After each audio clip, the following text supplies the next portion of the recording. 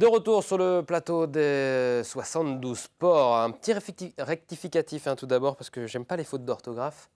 Et visiblement, il y en avait une dans notre écran.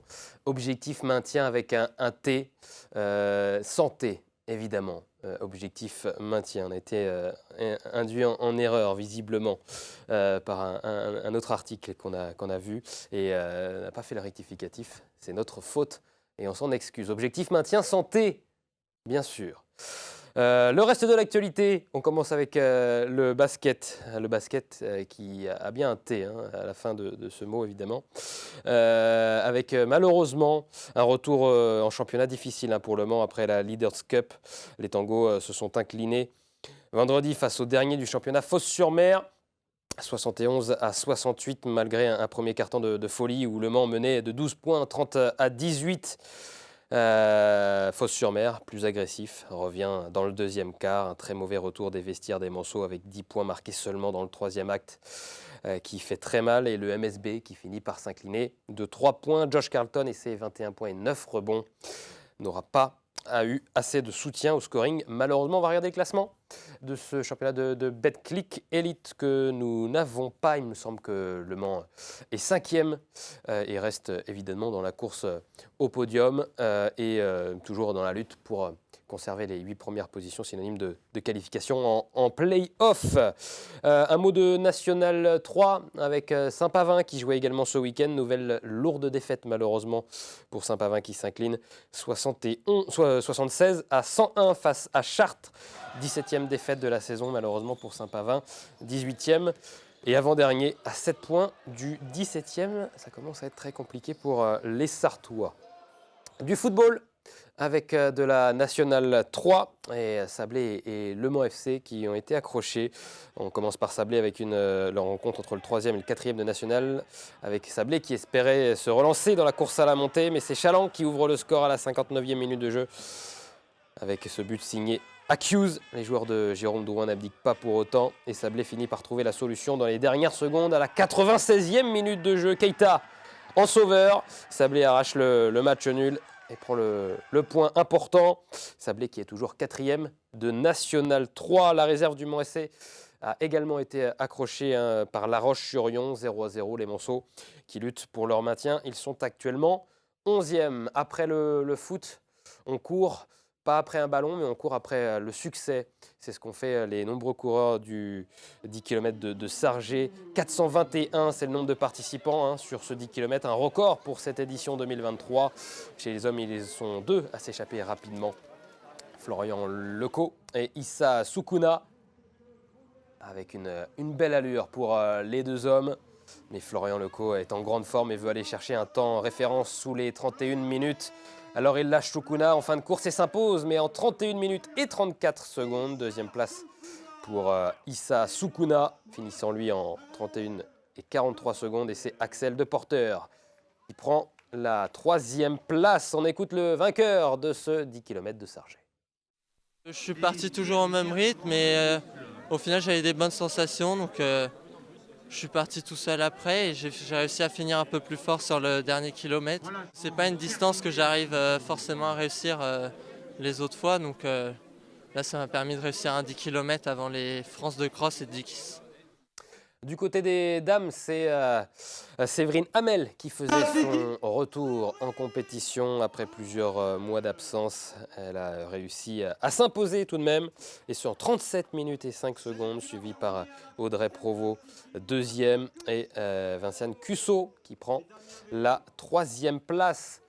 Place au rugby. À présent, on se dirige en Fédéral 3 au niveau du stade Auguste Delaune de l'université du Mans, le Racing Club du Mans qui recevait Pulboro pour cette 15e journée de Fédéral 3. Donc le Mans qui commence le match en menant grâce à 2 pénalités, mais il faudra attendre la 38e pour voir le premier essai, vous l'avez vu, et c'est signé Joris Fourré. Les Manceaux creusent l'écart en marquant une autre pénalité, puis Pulboro qui ne cède pas et qui recolle au score, vous allez le voir, grâce à un essai à la 55e minute de jeu.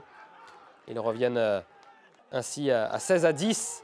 Et à la 64e minute de jeu, Pulboro qui reprend l'ascendant avant de pénalités qui seront transformées des deux côtés. Et puis le RCM qui croit pouvoir s'imposer avec ce nouvel essai qui ne sera pas transformé malheureusement. Et dans les dernières secondes, vous l'avez vu, eh bien c'est Pulboro qui marque un dernier essai et qui fait passer Pulboro devant au score 24-25. Défaite très très frustrante et colère du coach Rémi Parisot. On se bat avec nos armes, hein. On est des petits, on est fin de tableau, on reçoit aujourd'hui les troisièmes. Et le match s'est passé comme on avait voulu, on avait mis un plan de jeu en place. Moi je suis hyper fier des joueurs parce qu'aujourd'hui ils ont tout donné sur le terrain. Mais voilà, ça passe pas, l'arbitrage n'est pas en notre faveur, on se fait enfin, c'est écœurant. Je suis écœuré surtout pour les joueurs. C'est les joueurs qui me font mal aujourd'hui parce qu'ils ont tout donné, ils sont lâchés sur le terrain comme des chiens. Et l'arbitre il nous vole le match, voilà c'est tout, je vais le dire parce qu'il nous vole le match en fin de match, il n'a pas le droit de nous faire ça, il nous met un carton rouge, il laisse 5 minutes d'arrêt de jeu, il y a l'essai qu'il n'y est pas. Enfin il faut que ça s'arrête à un moment donné, ça beau être Pulboro en face, le dauphin de La Rochelle avec leurs internationaux, leurs espoirs, j'en ai rien à faire. On doit respecter Le Mans, on doit respecter nos joueurs. Et aujourd'hui ça n'a pas été le cas, je suis dégoûté pour nos jeunes. Voilà c'est tout mais c'est pas grave, nous on grandit, on apprend et on construit pour l'année prochaine. Et on avait le droit à cette victoire aujourd'hui, elle devait être pour nous, elle n'était pas pour eux, je suis écœuré. Mais bravo à mes jeunes, bravo, je suis fier d'eux, putain qu'est-ce que je suis fier d'eux. Je vais leur redire encore 20 fois que je suis fier d'eux, bravo. Mais je suis content d'être au Mans avec une équipe comme ça. De l'émotion sur le visage et la réaction de Rémi Parisot après cette 15e défaite de la saison, défaite, vous l'avez compris, très frustrante pour Le Mans, actuel dernier de cette poule 18 de la Fédérale 3. On passe au handball avec un nouveau match pour l'Entente Sarthe Handball Pays du Mans et une victoire importante, ô combien importante face à un adversaire direct à la montée, Sautron. Victoire 31-27 pour l'Entente Sarthe Handball Pays du Mans. Les Sartois qui sont deuxièmes grâce à cette victoire et seulement à 2 points du leader Carquefou. Écoutons Francis Tuzolana, l'entraîneur de l'Entente Sarthe Handball Pays du Mans. Je suis assez content de ce qu'ont fait les garçons, c'était pas évident, c'était pas un match facile. On a joué Sautron qui est deuxième, une belle équipe avec des gros joueurs d'expérience. Et voilà, le rythme il était assez particulier, ils ont essayé d'un petit peu d'instaurer un faux rythme, donc c'est un peu compliqué de jouer dans ces conditions-là. Mais voilà, on a réussi à s'adapter, on n'est pas tombé trop dans le panneau, parce qu'on est quand même tombé dans le piège, on n'est pas réussi à ne pas tomber trop dans le panneau. Et voilà, on a réussi à s'en sortir, c'est bien pour nous, on continue sur notre dynamique. Et voilà, on continue notre petit bout de chemin et puis voilà. Sport automobile à présent avec la reprise des championnats de Formule 1 et la Formule 2 également. Et dans la Formule 2, on retrouve une écurie Mancel, et oui, avec l'écurie Dams engagée en Formule 2. Il s'agit évidemment d'une écurie sartoise, écurie Mancel même. Et pour son premier Grand Prix de la saison à Bahreïn, eh bien, l'écurie sartoise a placé ses 2 pilotes dans les points. Arthur Leclerc prend la 6e place et Ayumu Iwasa prend la 8e place sur la manche principale de ce premier Grand Prix de Formule 2. Le judo, avec une bonne nouvelle, hein, côté sartois, c'est peut-être la prestation du week-end pour les Sartois, pour la Sarthe, avec le Sartois Yann Motoli. Bongambé, qui est sacré champion de France junior de judo en catégorie des moins de 55 kilos. Il avait déjà été sacré champion d'Europe en Croatie, puis champion du monde à Sarajevo. La saison dernière, c'était en cadet. Un nouveau palier franchi par Yann Motoli. Bongambé, bravo aux Sartois. Et puis du tennis de table, un petit mot pour vous dire que si vous voulez suivre le résumé de la rencontre du championnat de Pro B, championnat professionnel auquel participe Le Mans Sarthe TT, eh bien, rendez-vous en fin d'émission avec le résumé complet de cette nouvelle journée de championnat. Un petit mot également pour vous dire que LMTV Sarthe s'agrandit et LMTV Sarthe, qui a compté du 21 mars, sera à retrouver sur la box d'SFR. Notez bien le numéro du canal, hein, si vous avez la box d'SFR, c'est le canal 526 et n'hésitez pas à le faire partager à vos amis, à vos proches qui essayent de nous regarder. Donc canal 526 sur la box SFR et puis bientôt on arrive aussi également sur la box Free. On vous tiendra informé, bien sûr. Passons à la carte des sports tout de suite, c'est parti.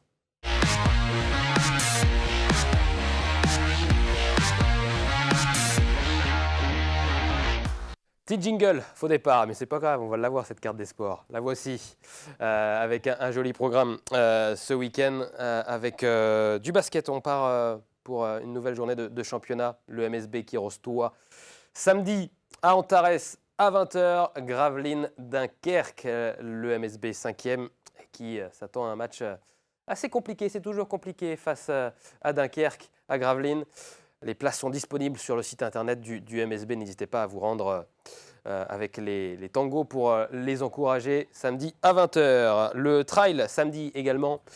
Le trail à Saint-Marc-la-Brière, le fameux trail du Dahu, avec ce trail semi-nocturne et un départ à 19h pour le 18 km, un départ à 19h30 pour le 9 km, également une marche de 9 km. Vous pouvez encore vous inscrire pour ce trail du Dahu à Saint-Marc-la-Brière.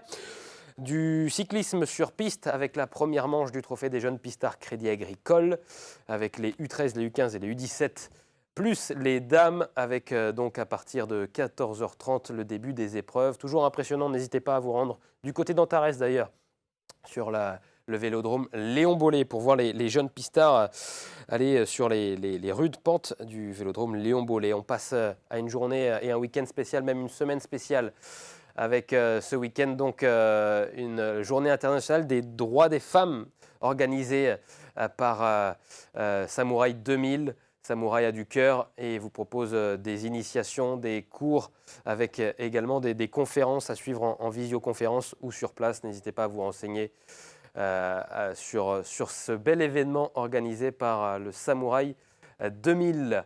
Avec... Oui, c'est bien ça, je ne dis pas de bêtises. Oui, Samouraï 2000, c'est bien ça. C'est bon. Passons à l'athlétisme samedi avec un nouveau rassemblement du côté de Sillé-le-Guillaume avec ce rassemblement d'athlétisme triathlon. Qu'est-ce que me dit il m'a écrit quelque chose, Amoun Chamsoudine, pardon, qui organise pour la deuxième fois évidemment cette journée avec au programme du 50 mètres, du poids et du saut en hauteur. Merci Amoun pour me glisser ça dans l'oreillette. Et puis dimanche du cyclocross avec donc la reprise... Pas du cyclocross. Ah non, c'est cyclisme. Ah, j'ai du mal dans cette carte des sports. La course Access à Champagné, donc avec un départ dès 13h30 pour les Access 3. Les Access 4, ça sera à 13h33. Et puis une belle course donc au niveau de Champagné pour cette nouvelle catégorie. Il y a une réforme des catégories dans le cyclisme avec la Fédération française de cyclisme et également la reprise des courses pour les nouveaux deuxième catégories. Ça se passe du côté de Parigny-l'Évêque avec le traditionnel Grand Prix de la municipalité de Parigny-l'Évêque. On va voir l'affiche peut-être dans un instant avec 20 tours de 5 km 500, élite et open. Vous allez avoir du niveau donc à Parigny-l'Évêque. Départ 13h30. Du niveau est attendu avec notamment la participation de Tony Drouet, coureur et sprinter du VC Conly, évidemment. Tout de suite, dans la troisième partie de 72 Sports, on parle basket avec notre prochain invité, Erwan Potier, le nouvel entraîneur de la Jalt en National 2. À tout de suite.